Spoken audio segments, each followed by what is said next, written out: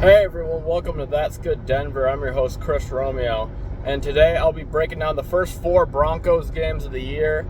As the Broncos started off 0-2, losing to the Steelers and Seahawks, and their offense was really bad in those games. But Broncos bounced back with two surprising wins.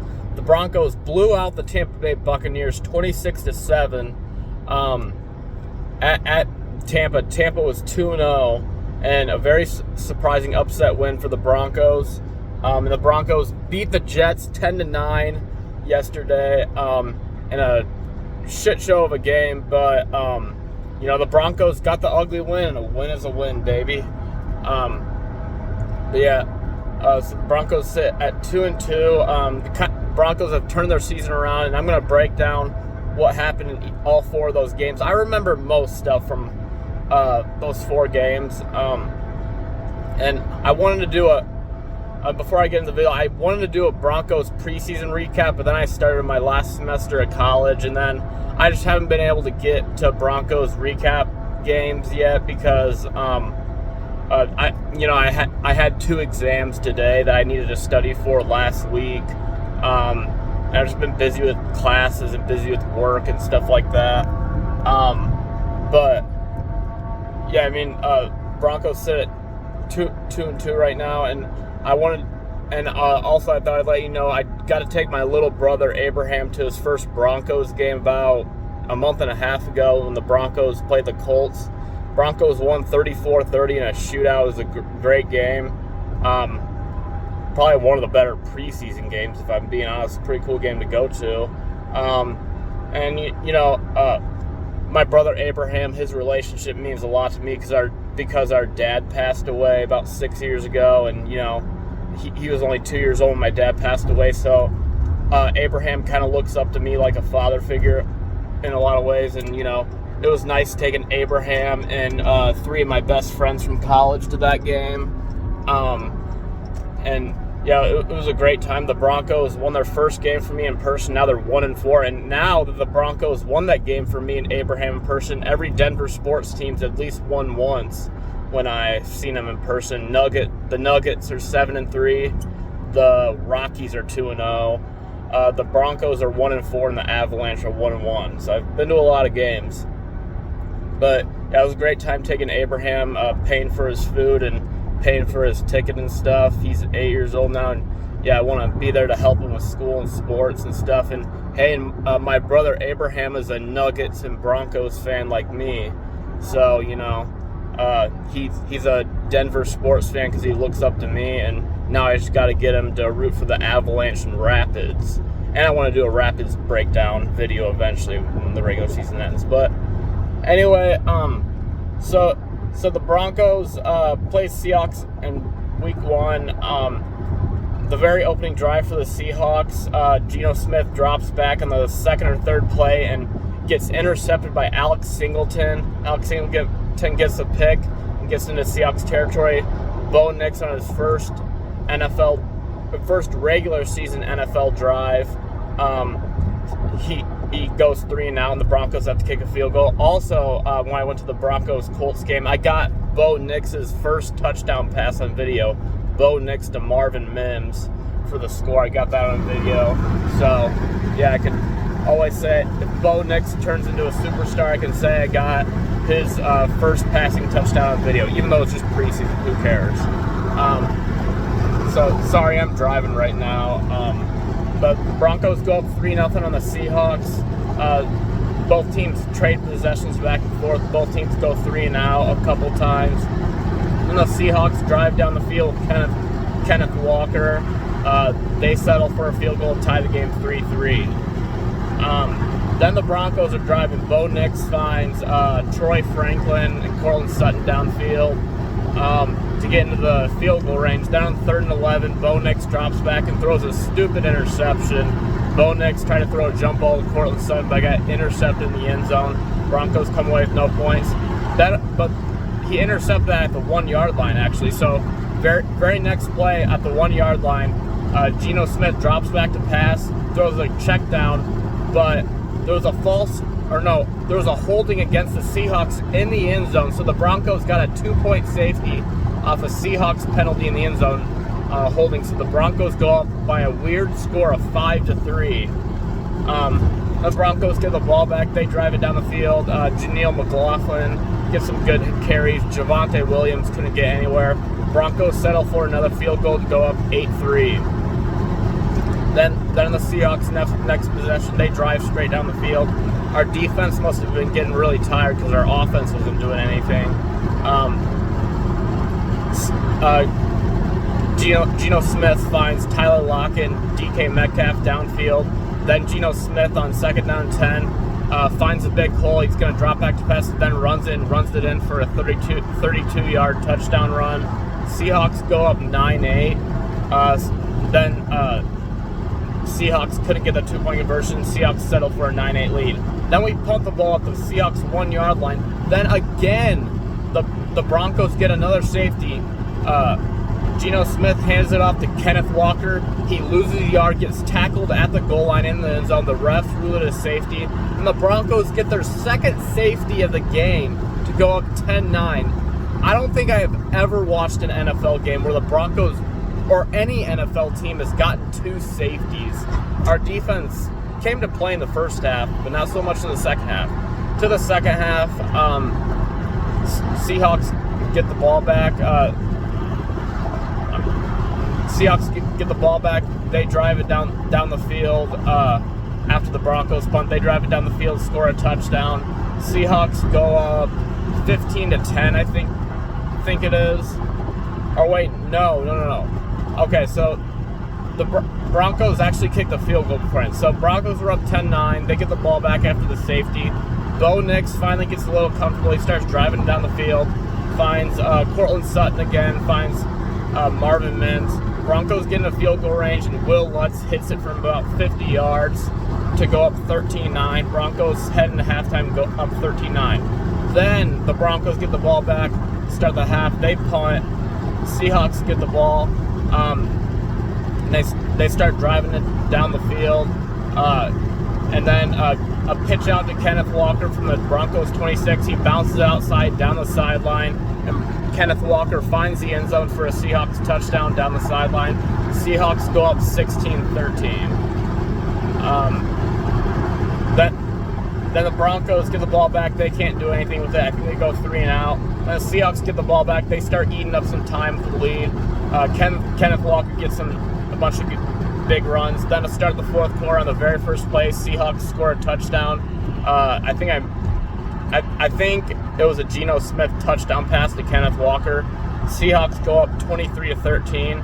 Broncos in a little bit of trouble. Broncos get the ball back. Still couldn't do anything with the ball. They get like 1 first down, then have to punt. Time was running out on the Broncos. Seahawks milk some more clock and get a field goal to go up 26-13. Kenneth Walker was eating up some yards. Like I said, the Broncos defense was a little off in the second half. It's pretty much been their only off half of the season. So the Broncos get the ball back, about 8 minutes left. Bo Nix gets a couple first downs, but then Bo Nix rolls to his right and throws an interception, his second interception of the game in his career. The Seahawks get the ball back. Then the Broncos get the ball back with about 5 minutes left. Broncos down 2 scores, 26-13. The time was not the Broncos' friend here. Then Bo Nix finally drives down the field, gets Cortland Sutton involved, gets Troy Franklin, gets a pass interference downfield. Then on 2nd down and goal, Bo Nix rolls to his right and runs it in the end zone for a Broncos touchdown. Broncos cut the Seahawks lead to 26-20. Then the Seahawks get the ball back. The Broncos had 2 timeouts plus the 2-minute warning, but the Broncos needed a 3 and out to get the ball back and have themselves a chance for a game-winning drive. So a couple run stops, defenses go to the run, gained about 4 yards in 2 plays, brings up a 3rd and 11 actually. Kenneth Walker went nowhere on the first 2 plays. Geno Smith finds Noah Fant. He's short of a first down by 2 yards, but there was a flag on the play. Baron Browning jumped off sides on the play, so Seahawks get another chance on 3rd and 6, and then Geno Smith finds Tyler Lockett for the game-winning first down. Broncos lose 26-20.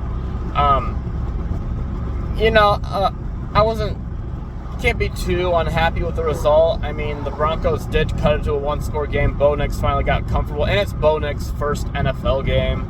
So, I was hoping the Broncos at least got a chance to get the ball back. Even if the Broncos would have gotten the ball back and went 3-and-out, I would have been happy that our defense gave us a chance, but our defense just wasn't that good in the second half. Broncos fall 0-1. Then next week against the Steelers, my dad's favorite team. Now, the funny thing about the Steelers game is this, because my dad was a diehard Steelers fan. The game was in honor of my dad, but the game was on September 15th, exactly 5 years after me and Uncle Dom watched the Bears-Broncos game in Denver. Exactly 5 years after. So it was in honor of my dad and Uncle Dom, I think. So Broncos get the ball back. First they punt, go 3-and-out. Steelers go 3-and-out. Broncos go 3-and-out. Broncos offense went nowhere in this Steelers game. Steelers get the ball. Justin Fields finds George Pickens downfield, and Justin Fields on 3rd down and goal from the 5-yard line rolls to his left and finds Pat Firebooth for a 5-yard touchdown pass. Steelers go up 7-0 on the Broncos. And Broncos get the ball back. They punt. And then the Steelers drive down the field, start the second quarter. The Steelers got a big pass interference call downfield, put them in field goal range. And then the Broncos defense is able to hold the Steelers in the red zone, and Pittsburgh settles for a Chris Boswell field goal. Steelers go up 10-0. Broncos offense only got like 2 first downs in the first half. They punt. Steelers get the ball back, and actually the Steelers kicked a field goal. So Steelers get the ball back. They drive it downfield. Justin Fields gets another pass interference call in the Denver secondary. Then with one timeout, the Steelers run a play with about 8 seconds left. Justin Fields runs it, and the Steelers just got the timeout called with 1 second left to set up a Chris Boswell field goal. Steelers go up 13-0 at halftime. Then Bo Nix couldn't get anything going on the first drive.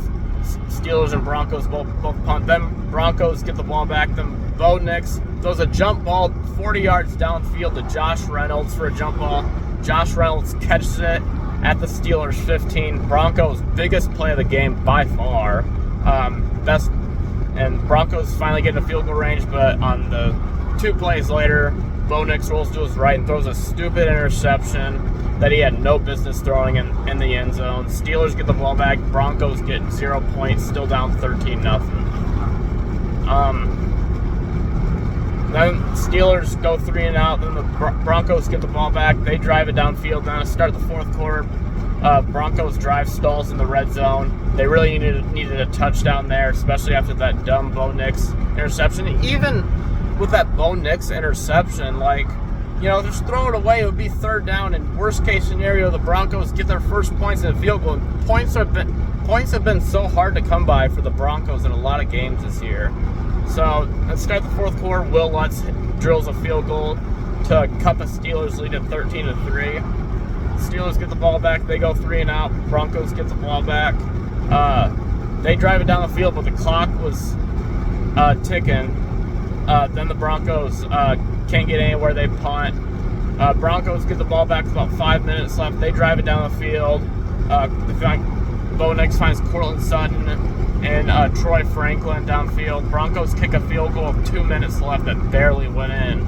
Broncos down 13-6. Broncos do get a 3-and-out on the Steelers, but Denver only had 1 timeout remaining because of bad clock management throughout the game by Sean Payton and Bo Nix. Broncos get the ball back with about 20 seconds left. They get 1 first down. Then Marvin Mims gets out of bounds with 1 second left. That was huge because the Broncos had no timeouts. The clock would have ran out. But either way, Bo Nix drops back and throws an interception. It would have been about a 70-yard Hail Mary that Bo Nix needed, but The Steelers get an interception. Steelers go to 2-0. Broncos fall to 0-2. Then against the Buccaneers the next week, this is a game I thought the Broncos had no business in winning, but they shocked us. So Bo Nix, the Broncos received the opening kickoff. Bo Nix drives down the field. Bo Nix finds Josh Reynolds down the field on a fade route to get the Broncos in the red zone. Then on first down and goal from the 6-yard line, Bo Nix drops back to pass, rolls to his right, and finds the pylon in end zone for a Broncos touchdown. Broncos get their first opening drive touchdown of the season, go up 7-0. 7-0. Then the Buccaneers go 3-and-out. Broncos get the ball back, they go 3-and-out. Then Baker Mayfield on second down and 10 drops back to pass and throws an interception. Number 22 on the Broncos picked it off. This is going to sound bad, but I don't even know his name because the Broncos have released so many good players on defense, just like Justin Simmons. Huge interception. Broncos get the ball back. Broncos get it first and goal on the 1-yard line. They run it twice with Javonte Williams. He cannot get in. Brings up third and goal. Bo Nix drops back to pass, tries to throw in the end zone. It goes incomplete. Then on fourth down and goal from the 1-yard line, the Broncos decide to go for it. Instead of going up 2 scores, they decide to go for it.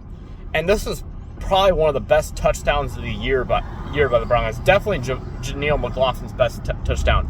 On third down and goal, Bo Nix pitches out to Janelle McLaughlin. He has 2 or 3 guys about to tackle him in the backfield. Janelle McLaughlin just bounces it outside, and tight ropes the sideline for the end zone for a touchdown.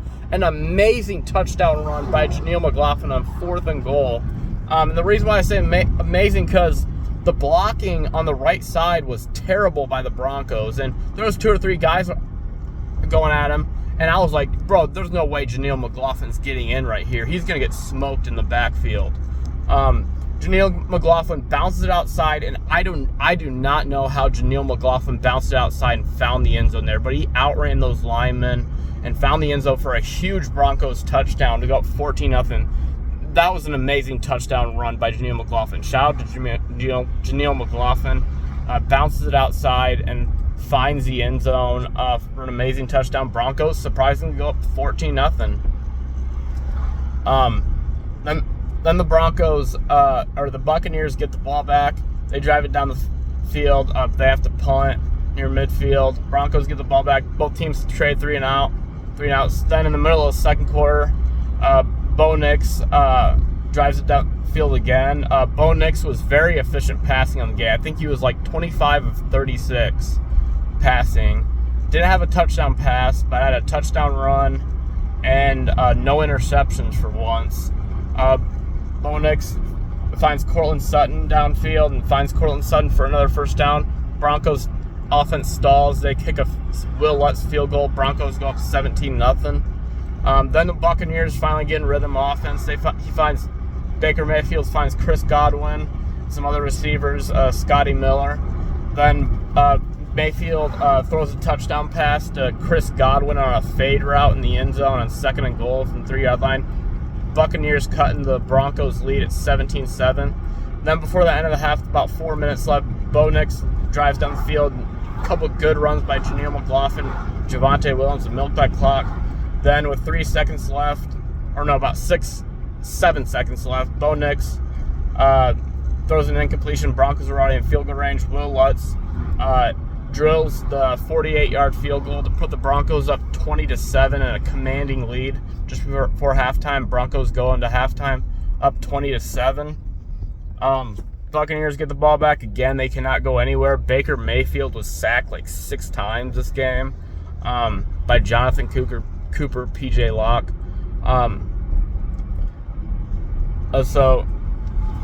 And Nick Benito got the sack. Baker Mayfield can't get anywhere. So Broncos punt, Buccaneers punt again. Time was starting to run out in the third quarter for the Buccaneers. Broncos get the ball back. They drive it down the field. Bo Nix finds Courtland Sutton a few more times. Then Josh Reynolds downfield. Broncos kick another field goal to go up 23-7. At this point, it was just a field goal game for the Broncos. Broncos still up 2 scores, 23-7. And then Buccaneers get the ball back. They start to drive down the field and start the fourth quarter. Baker Mayfield goes for on 4th down. The Buccaneers need a touchdown. He gets sacked in the backfield by Nick Bonito. Turnover and downs for the Buccaneers.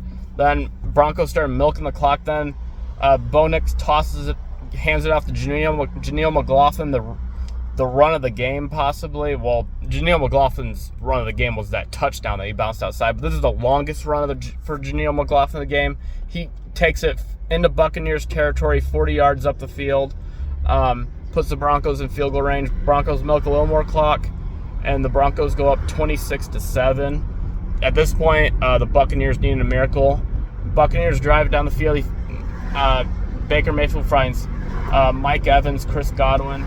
Then on 2nd down, Baker Mayfield throws a check down to Otten. It gets stripped out by the Broncos. Broncos punch it out. Denver recovers, and Broncos were in very good position to win this game. They milk the clock more, and that was it. Broncos win 26-7. The Broncos defense looked like the Super Bowl 50 Broncos defense in this game, getting a bunch of turnovers in the red zone, making Baker Mayfield very uncomfortable, and was lights out. Broncos win 26-7 to get a big win. To get their first win of the season. Then on to Week 4 against the Jets. This was a very low-scoring game. Broncos on the first possession. Aaron Rodgers on 3rd and 18 throws it short. Throws it underneath to Garrett Wilson. Garrett Wilson runs upfield, but fumbles, punched out. Broncos recover. Then the Broncos get a penalty to knock them out of field goal range. Then on 3rd and 20, Broncos try to get in field goal range. They set up a screen. It goes nowhere. Loss of 4 yards. Broncos unfortunately have the punt. That's really, it was pretty disappointing. They couldn't at least come away with a field goal that drive. So the Jets get the ball back. Both teams trading 3 and outs. No first downs were made in this game until the second quarter. Then Aaron Rodgers throws it deep downfield, and a penalty flag is thrown in the end zone. Riley Moss was holding a Jets defender. No need to really hold there, especially on 3rd and 11. I guess he saved a touchdown possibly, but you can't hold in that situation. You just got to play good defense. So Jets get it 1st and goal at the 1. 2 runs by Breece Hall get stuffed at the goal line, or get stuffed at the 1 yard, goes nowhere, Breece Hall. Then on 3rd and goal, Rodgers rolls to his right and has to throw it out of the end zone. Brings up 4th and goal. Then the Jets were going to go for it on 4th and goal, but then there was a false start penalty, so obviously the Jets would do the smart thing, kick the field goal. Greg Zuerlein makes the easy field goal. Jets go up 3-0. And then the Broncos get the ball back. Can't really get anywhere on offense. Punt the ball. Then towards the end of the second quarter, Jets get the ball back. Aaron Rodgers rolls to his right, runs it for a first down on 3rd and 10 out of bounds. Then on 3rd down again, Aaron Rodgers has a heavy blitz by the Broncos coming. Heavy blitz. Broncos blitz too hard in this play because then Aaron Rodgers found Allen Lazard for a first down. Not much secondary could really do there. Tough route to cover, and the Broncos are blitzing. No double team. So the Jets drive stalls in the red zone. And also another nice catch by Garrett Wilson on the sideline. Jets kick a field goal. Jets go up 6-0 on the Broncos. Then the Broncos get the ball back to start the second half. They punt. Jets punt. Go 3 and out. Both teams go 3 and out. Then Bo Nix finally gets his first passing first down of the game. Bo Nix on 3rd down and 11 drops back and finds Cortland Sutton near midfield for a 40-yard laser. Cortland Sutton give the Broncos a first down. Then a couple nice runs by Javonte Williams. Javonte Williams actually had a really good day. I think he had 100 yards. Javonte Williams gets a first down, a couple more first downs. Then on third down and goal from the 6-yard line, Broncos at least need to come away with a field goal, but instead, Bo Nix drops back to pass, is going to throw, and finds Bo Nix drops back, is going to throw, and finds a wide open Cortland Sutton in the back of the end zone, gets the feet down for a Bo Nix to Cortland Sutton touchdown pass. Broncos go up 7-6. This was Bo Nix's first regular season passing touchdown of his career. And Cortland Sutton's first receiving touchdown of the year. It's about time we get Cortland Sutton going. Broncos go up 7-6. And then Jets get the ball back. Aaron Rodgers starts to drive down the field, gets a couple QB runs. Breece Hall is going nowhere, so Aaron Rodgers found Al Nazar and Garrett Wilson to get the Jets in field goal range. Start the fourth quarter, Jets kick a field goal to go up 9-7. Broncos get the ball back on the following drive. Bo Nix finds Cortland Sutton downfield again, about 20 yards down the field to get the Broncos near midfield. Then Bo Nix hands it off to Javonte Williams. He gets 15 yards. Then a handoff to Janelle McLaughlin. He gets 10 more yards. Broncos all of a sudden in field goal range. Broncos get maybe one more first down, but then their drive stalls in the red zone or in field goal range. Will Lutz drills a 42-yard field goal from the 25-yard line. Broncos retake the lead 10-9 with about 8 minutes left in the fourth quarter. This is lockdown defense time for the Broncos. So Jets get the ball back. They get maybe one first down, but then Aaron Rodgers passes incomplete on third down. Jets punt it with about 5 minutes left in the game. Then Broncos get the ball back. All the Broncos need is like 3 first downs to end the game. Jets had all 3 timeouts. So on 3rd and 5, after a Janelle McLaughlin 5-yard run, Bo Nix drops back to pass, tries to throw a slant to Josh Reynolds. It gets knocked away by Sauce Gardner, incomplete. Broncos have to punt. And the Jets get the ball back. 3 straight incompletions by Aaron Rodgers. Our defense is on lockdown. And then Aaron Rodgers tried to find Garrett Wilson. Patrick Surtain knocked it away to bring up 3rd down. Another incompletion, 4th down. Then on 4th down, Aaron Rodgers drops back to pass, and P.J. Locke comes in with the sack to sack Aaron Rodgers. Broncos get the ball back in field goal range. Broncos need like one or two first downs to end this game with about 2 minutes left. Broncos can't do that. They get about 5 yards, and Bo Nix rolls to his right and stays in bounds to milk the clock and make the Jets use their last timeout. With 1:30 left, Will Lutz with a big 50-yard field goal goes wide right. Will Lutz has got to make that field goal, bro. I mean, Broncos would have went 13-9. Now Will Lutz missed the field goal. The Jets can win the game with a field goal because they're only down 10-9. So then, Jets get the ball back. Aaron Rodgers gets a running first down, then gets a penalty downfield on, I think it was Riley Moss again with the holding. He had a couple big penalties that game. Jets get the ball in field goal range. Thankfully, the Broncos defense holds, no more first downs, calls a timeout on 3rd and 6, Rodgers rolls back with one timeout for the Broncos, 50 seconds left. Great pressure this time. Aaron Rodgers is short to Al Nazar. Then the Jets, it's 4th down and 6. If Greg Zuerlein, 52 yards to give the Jets the lead. Broncos still would have gotten the ball back if he made this field goal. But Will Lutz, in the rainy conditions, misses it wide right. Broncos beat the freaking Jets 10-9 in a nail-biting, ugly game. The Broncos need out. Broncos go to 2-2. This was a huge win for the Broncos, beating the Jets. Not only does it make both teams 2-2, but this gives the Broncos the tiebreaker over the Jets. If the Broncos and Jets are tied at the end of the season, the Broncos would have that tiebreaker.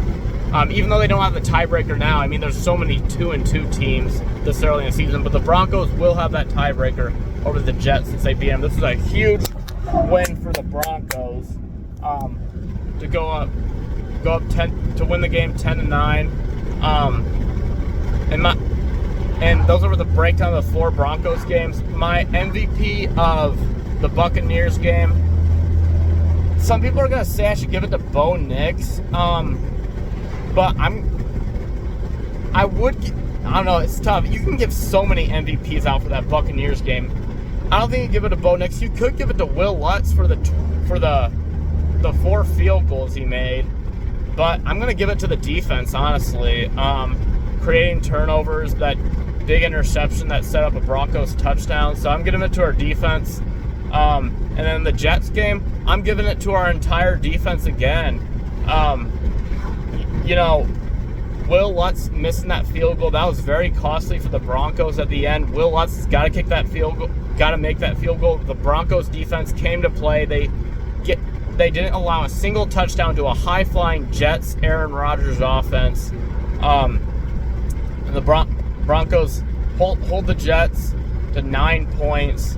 And the Broncos defense against the Buccaneers and Jets, the Broncos defense the last 2 games has looked like the Super Bowl 50 Broncos defense. The Broncos defense played that lights out. They've created turnovers.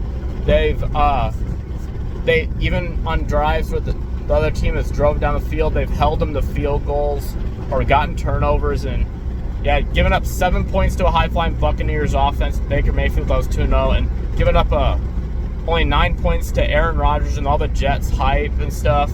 That says something about our defense. The Broncos sit at 2-2 right now, and the Broncos have turned their season around because of their defense. Our offense is still struggling. Bo Nix finally got his first touchdown pass. But, the Broncos just got such a young team this year. I don't really expect that much. Maybe like an 8-9, 9-8 season. But, these wins where our defense plays well, these ugly wins, 10-9, or beating the crap out of the Buccaneers, like these wins add up early in the season. And, the more wins you get, the better chances your chances are for the playoffs. So the Broncos defense looked like the Super Bowl 50 winning Broncos defense, which is one of the best defenses ever. Peyton Manning, and then Von Miller, DeMarcus Ware keep the lead, Chris Harris. But the Broncos defense looked really good. Nick Bonito has been really impressing me, getting a lot of tackles, getting some sacks. PJ Locke has gotten a few sacks, outside linebacker. Riley Moss is doing okay. Patrick Surtain, still one of the best corners in the league. Who else? There's someone I'm forgetting. Broncos defense is legit right now. Just gotta keep it up. Also got Alex Singleton, and the Broncos are pretty stacked on defense, and it's amazing that they're still stacked on defense, especially after losing Justin Simmons this offseason. But the Broncos sit at 2-2. Our next 2 games are at home. We play the Raiders and the Chargers at home. Those are 2 big games. And I think the Broncos could win both of them. They got to win one. And honestly, the Broncos got to beat the Raiders next week. Like, for one, it's a big game. The Raiders are 2-2. The Broncos are 2-2. But our defense is just so good. We got to beat the Raiders. Our defense should hopefully lock up Gardner Minshew. And also, the Broncos haven't beaten the Raiders in 5 years, so we got to win that game to make our case for a rivalry. But, 2 big games at home for the Broncos coming up. It's huge that the Broncos also won those games against the Buccaneers and the Jets on the road. Our defense looked really good on the road, so I don't see why not in front of our home crowd at Empower Field at Mile High. I don't see why our home crowd shouldn't make our defense lights out in Denver. But that's it, everybody. Broncos lose to the Seahawks and Steelers, but bounce back and turn their season around against the Buccaneers and the Jets thanks to our defense being lights out. Our MVPs go to the defense, Broncos defense. But I'll try to get more recap videos out to you guys soon about the Broncos. It's just going to be hard because, this is my last semester of college. And you guys probably know, I only do YouTube for my hobby. And, maybe I'll make money off YouTube someday with my sports studies degree. Maybe, I'll get promoted 1 in a million maybe. But it's my last semester of college, so I want to finish out strong, It's my last semester, so I should be graduating in December. Like, I should have my diploma in December, but I won't walk until May. So, I go to Bethel University. I think all of you know that, in Indiana. But I should graduate in December, walk in May, and I might be moving to Colorado in about 6 months. So hopefully the Nuggets can win a championship with Russell Westbrook. I'm really excited about the Russell Westbrook. I'm really excited that Russell Westbrook is playing with Jokic. But the Broncos finished 2-2. I'll also try to get a Rapids season recap. Their season's ending. The Rapids also clinched a playoff spot, baby. So this is like my first year watching soccer. And I had to watch soccer because I was so bored this summer. I didn't want to watch the Rockies every game. I mean, the Rockies suck. But yeah, the Broncos finished 2-2. I'll try to get more Broncos and Rapids recap videos out to you guys. Hopefully the Rapids can win a championship. And if the Broncos just made it to the playoffs this year, that'll be the Broncos Super Bowl. But that's it, everybody. Like, subscribe, comment. Sorry that this video is kind of long. It's kind of a lot, breaking down 4 games. But this is my Broncos jersey. I'm rocking all the Broncos. This is the first time I've been rocking all Broncos gear in a while. That's because the Broncos have won 2 straight, Gotta always be a fan of the Super Bowl 50 champion Broncos and the 3-time Super Bowl champion Broncos. But that's it, everybody. I'm Chris Romeo. Like, subscribe, comment. I'm Chris Romeo, and that's good, Denver. Go Rapids, go Broncos, and go Nuggets, and go Avalanche. But that's it, everybody. Like, subscribe, comment.